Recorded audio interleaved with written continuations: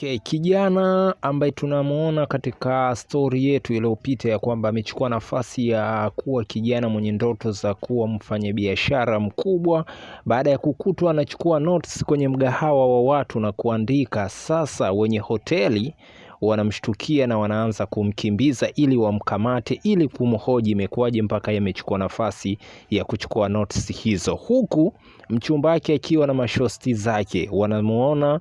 mtu anakimbizwa na kundi la watu kupitia mtandao wa kijamii, na shosti yake mmoja anamuonesha kuangalia vizuri, anamkuta ni boyfriend wa mwenzao ambaye anakimbizwa, na anaamua kumpa simu mwenzao ili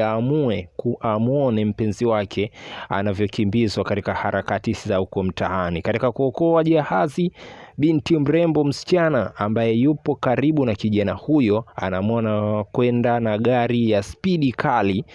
kuweza kumpandisha mpenzi wake, na wanatoka katika balaa hilo na wanafika mbali, huku msichana akiwa anamshusha njiani na kumhoji maswali kadha wa kadha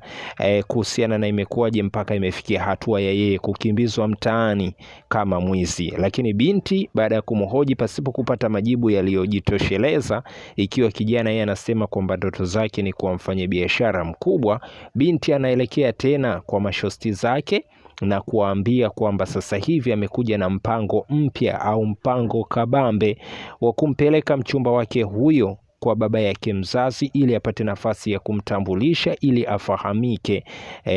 kwamba yuko naye katika mahusiano, kitu ambacho mashosti zake hao wanamshangaa na kujiuliza kulikoni, mbona mapema mno kwa yeye kuchukua hatua hiyo ya kumpeleka shosti yake huyo nyumbani. Lakini wakiwa wapo katika harakati hizo, bila kupoteza muda, kijana anamwalika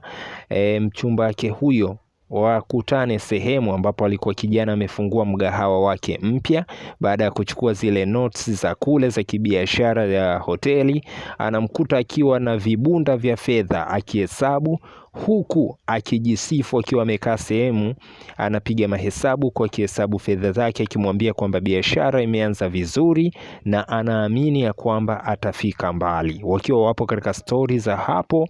za kuhusiana na biashara, binti anampa habari kwamba sasa hivi amepanga mpango wa kijana huyo aende kumuona baba yake mzazi na ajitambulishe kwao ili watokane na mahusiano ya kujificha. Kijana akiwa anastaajabu taarifa inamfikia hivyo, na yeye anafikiria itakuwaje, aende au amkatalie mpenzi wake kwa taarifa hiyo aliyomfikishia ghafla, wakati yeye yupo katika mipango ya kibiashara na anatamani awe mfanyabiashara mkubwa.